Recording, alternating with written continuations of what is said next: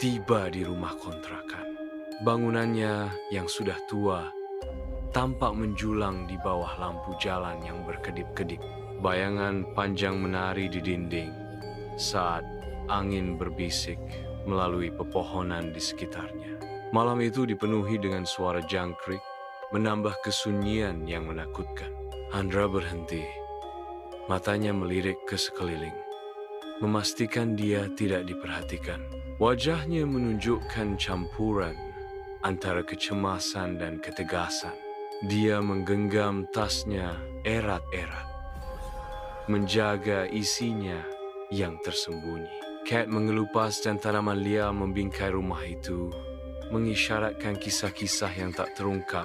Andra ragu-ragu, pandangannya mencerminkan kegelisahannya saat dia di depan gerbang. Dia mendorong gerbang ke dalam, melangkah ke jalan setapak. Ekspresinya dipenuhi dengan kekhawatiran. Andra tiba di rumah kontrakan, terlihat sedikit suram, membawa kotak-kotak berisi barang-barang kehidupannya. Bu Ningsih menyapa Andra dengan senyuman, tetapi matanya mengkhianati kegelisahan tersembunyi. "Terima kasih, Bu, sudah menunggu," kata Andra. "Iya, Mas Andra. Semoga betah di sini," Bu Ningsih menjawab. Suaranya mengandung sedikit keraguan. Dia mencari kunci di dalam tasnya. Sebuah momen tekad yang tenang. Tiba-tiba, Rani, tetangga sebelah rumah itu, memberikan sambutan yang mengerikan. "Selamat datang, Mas. Saya Rani, tetangga sebelah. Hati-hati ya di rumah itu, Mas." Keingintahuan Andra berubah menjadi kegelisahan saat dia bertanya, "Hati-hati kenapa, Mbak?" Peringatan sama Rani menggantung berat di udara. "Nanti juga tahu sendiri." Andra melangkah masuk ke ruang tamu yang kosong. Udara terasa penuh dengan keheningan. Cahaya matahari membanjiri melalui jendela, menyoroti kehadiran kamera CCTV yang mengganggu, yang mengawasi dari setiap sudut. Dia mengeluarkan ponselnya, mengecek koneksi kamera CCTV NY. Andra sibuk membersihkan kamera CCTV di dapur. Bu Ningsih mendekat, memperingatkan, "Sudah kubilang kan, jika ada sesuatu yang aneh, abaikan saja. Rumah tua memang suka bermain." Andra menanggapi dengan tenang, "Iya, Bu.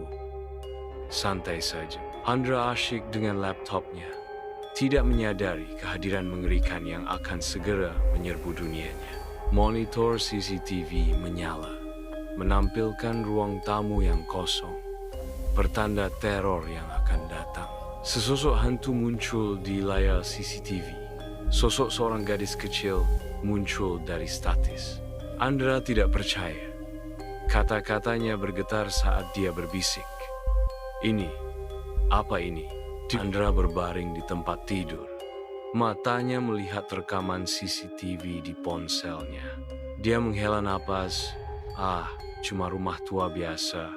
Tidak ada apa-apa di sini." Andra tertidur lelap, tidak menyadari akan ada gangguan yang mendekat. Jam dinding menunjukkan pukul libu. Keheningan malam akan segera pecah. Tawa lirih memecah kesunyian, menarik Andra dari tidurnya. Kebingungan dan ketakutan memenuhi matanya saat dia duduk. Lampu malam yang redup hanya memberikan sedikit kenyamanan. Andra bangkit dari tempat tidurnya, tertarik oleh kekuatan, tak terlihat ke dalam keheningan ruang tamu yang sunyi.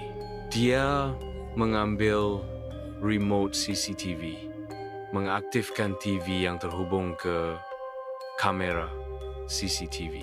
Layar berkedip dan menyala, menampilkan sebuah lorong sunyi dan tenang, hingga sesosok anak kecil muncul. Seorang anak berdiri tak bergerak, wajah pucat dan tatapan kosongnya menembus tabir layar. Andra menatap layar CCTV. Wajahnya membeku karena ngeri. Layar CCTV berkedip, lalu mati total selama 10 detik yang menegangkan. Andra dengan panik menyalakan ulang kamera, berusaha keras untuk mengembalikan gambar. Layar menyala kembali, memperlihatkan lorong yang kosong. Anak itu menghilang tanpa jejak. Andra tidur nyenyak, tetapi cekikikan samar menembus malam, membangkitkan perasaan tidak nyaman. Tawa cekikikan tiba-tiba memecah kesunyian, membuat Andra merinding. Andra duduk tegak dengan tiba-tiba, mencari sumber suara menakutkan itu dalam cahaya redup. Andra mengawasi monitor CCTV di ruang tamu. Jantungnya berdebar kencang di dadanya. Seorang anak berdiri tak bergerak di depan sebuah ruangan, menatap kosong ke arah kamera. Wajah anak itu pucat dan tanpa ekspresi, memenuhi Andra dengan ketakutan. Layar CCTV berkedip, menjerumuskan Andra ke dalam kegelapan selama 10 detik yang mengerikan. Layar kembali menyala, mengungkapkan kebenaran yang tak tertahankan. Anak itu hilang, hanya menyisakan ruangan kosong dan keheningan yang menjerit. Sebuah kesadaran yang mengerikan menghampiri Andra. Ada sesuatu yang sangat tidak beres. Di warung pinggir jalan Pak Yudi, Andra menikmati kopinya saat udara dipenuhi aroma cengkeh dan gorengan. Andra bertanya, "Pak, saya mau tanya soal rumah yang saya kontrak itu. Bapak tahu sesuatu?" Pak Yudi menjawab, "Rumah itu memang punya cerita kelam, Mas. Dulu ada anak perempuan yang tenggelam di kolam dekat situ. Namanya Lina." Andra bertanya, "Tenggelam? Bagaimana bisa?" Pak Yudi berkata, "Itu sudah lama sekali. Saya juga tidak tahu persisnya. Tapi sejak itu, rumah itu sering kosong. Katanya, sering ada penampakan." Andra terdiam. Cahaya redup warung menciptakan bayangan panjang saat dia mengingat rekaman CCTV. Andra pulang dari kerja. Rumah sunyi dan diselimuti kegelapan. Dia mendorong pintu hingga terbuka dan melangkah ke dalam kontrakan tersebut. Keesokan paginya, Andra menatap layar ponselnya. Pandangannya terpaku pada rekaman CCTV. Di layar, lampu lorong tiba-tiba menyala sendiri di tengah malam. Andra bergumam, "Course lighting lagi?" Andra berdiri di depan wastafel dalam tugas mencuci piring yang membosankan. Sebuah suara aneh dan tiba-tiba memecah kesunyian. Keran air menyala dengan sendirinya. "Aneh," bisiknya. Suaranya hampir tidak terdengar di atas deru air. Di ruang tamu, Andra memutar ulang rekaman CCTV dengan fokus yang tajam. Sebuah bayangan kecil melintas di lorong dalam rekaman itu. Andra terkejut dan dicekam ketakutan. Pada pagi hari, Andra pergi berkunjung ke rumah Rani untuk bertanya lebih detail tentang rumah yang ditempatinya saat ini. Pintu terbuka, menampakkan Rani. Andra berbagi ketakutannya dengan Rani, menceritakan kejadian-kejadian aneh di rumahnya. Rani memperingatkan, "Kalau kamu lihat anak kecil, jangan panggil, jangan samperin." Andra bertanya, "Kenapa?" Rani hanya menggelengkan kepalanya. Sebuah isyarat yang syarat dengan ketakutan yang tak terucapkan. Di dapur, Andra berbicara dengan Rani. menyelidiki lebih dalam tentang rumah itu. Andra tiba di rumah. Perasaan tidak nyaman yang semakin besar menghantuinya. Dia duduk di sofa. Kesunyian memperkuat ketakutannya. Tawa seorang anak kecil bergema dari lorong, memecah kesunyian. Andra membeku, menahan napas saat tawa itu semakin mendekat. Andra berbaring di tempat tidur. Mata tertutup, cahaya redup dari ponselnya menerangi wajahnya. Dia membuka aplikasi CCTV rumahnya. Layar menunjukkan dirinya sedang tidur. Tiba-tiba, seorang anak muncul di belakangnya, menatap kamera dalam diam. Andra tersentak mundur. Tubuhnya gemetar ketakutan. Tiba-tiba, terdengar bisikan lembut di telinganya. "Main sama aku." Diliputi rasa takut, dia tiba-tiba menutup CCTV di handphonenya tersebut. Andra duduk di tempat tidur. Lengannya melingkar erat di sekeliling tubuhnya saat rasa takut menghantuinya. Cahaya redup berkedip-kedip, menciptakan bayangan menakutkan yang menari-nari di sekeliling ruangan.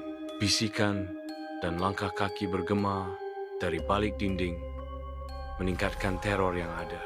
Dihantui oleh bayangan anak itu, dia bertanya-tanya apa yang sebenarnya ada di dalam rumah itu.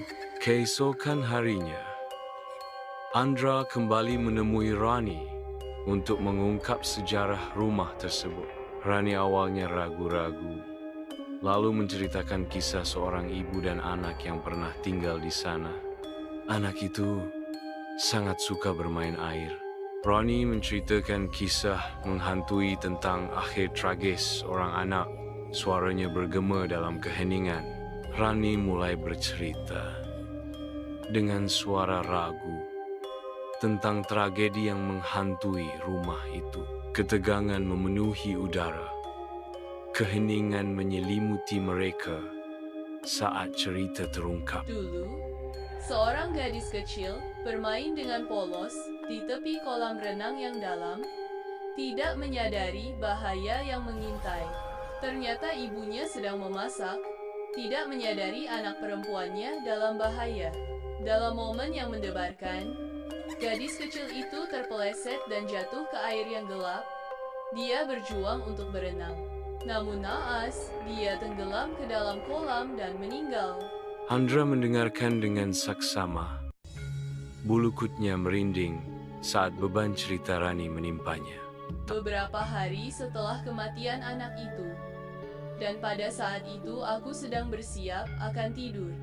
Karena rasa lelah yang aku rasakan, aku pun bergegas mematikan lampu di kamar agar terlelap dalam tidurku. Tiba-tiba, suara teriakan bergema, memecah kesunyian. Aku pun bergegas ke tempat tidur, karena rasa takutku. Namun rasa penasaranku lebih besar, dan aku pun memilih untuk mencari tahu. Kepanikan muncul saat merasakan sesuatu di ruangan. Setiap bayangan seolah membisikkan rahasia, tetapi hanya menemukan kekosongan.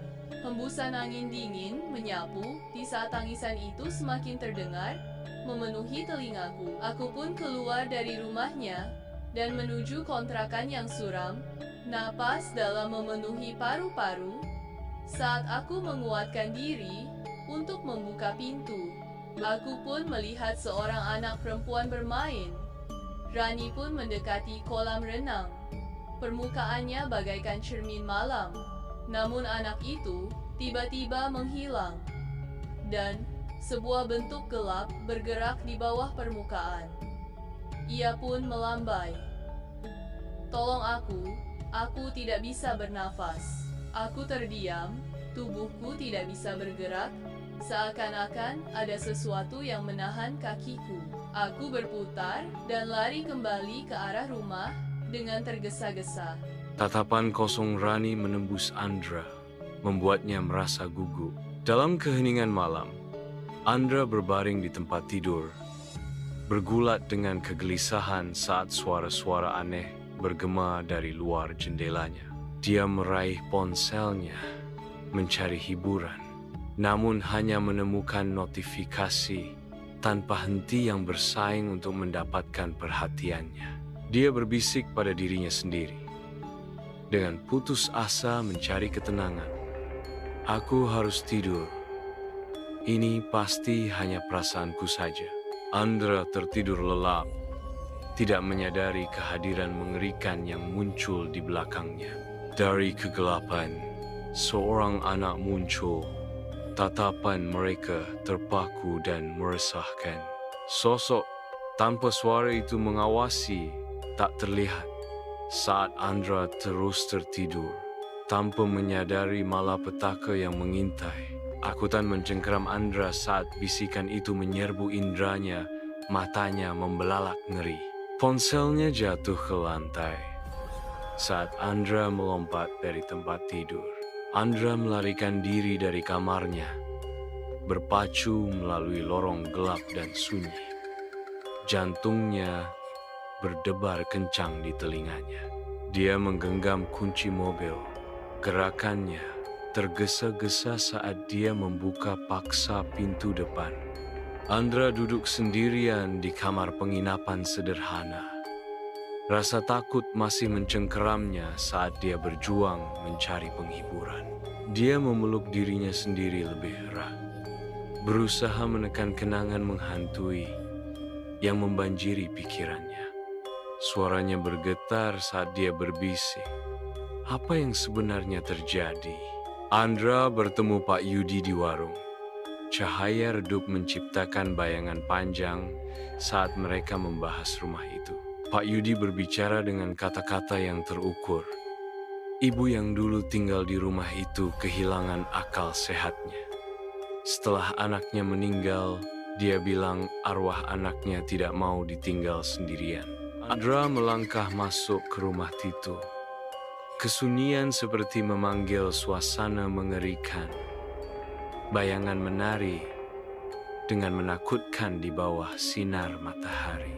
Sinar matahari masuk melalui jendela-jendela kotor, menciptakan bayangan aneh saat Andra mulai mengemasi barang-barangnya.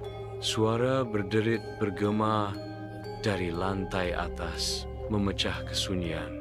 Rumah itu seolah mengerang dan berbisik. Suara-suara aneh itu semakin keras. Berbalik menghadap jendela, jantung Andra berdebar kencang saat dia bersiap untuk pergi. Melalui lensa kamera CCTV, seorang anak kecil melambai dari jendela. Wajahnya berubah menjadi wajah yang menakutkan. Andra membanting pintu hingga tertutup, dicekam teror. Andra pergi meninggalkan rumah itu dan terus melirik ke kaca spion.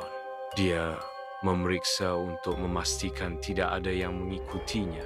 Namun, dia merasa ada sesuatu yang mengikutinya. Rumah kontrakan itu berdiri dalam kegelapan, menjadi saksi bisu kepergian Andra. Cahaya redup lampu jalanan menciptakan bayangan panjang, meningkatkan kesan kekosongan dan kesendirian. Angin berbisik melalui dedaunan, membawa gema kata-kata yang tak terucapkan. Di bawah langit malam yang remang-remang, Ibu Ningsih muncul. Wajahnya pucat pasi, matanya kosong. Dia menggenggam tangan seorang gadis kecil transparan, bayangan hantu anaknya. Pandangannya terkunci pada rumah kontrakan itu yang sekarang berdiri kosong. Ibu Ningsih menatap sosok hantu putrinya. Udara malam terasa sunyi dan berat di sekitar mereka. Aku akan mencarikanmu teman-teman baru. Oke sayang, untukmu, bisik Ibu Ningsih.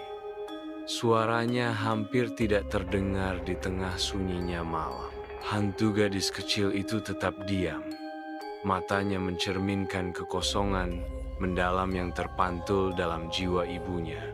Dalam keheningan malam, kata-kata Ibu Ningsih bergema, memperkuat suasana yang menghantui.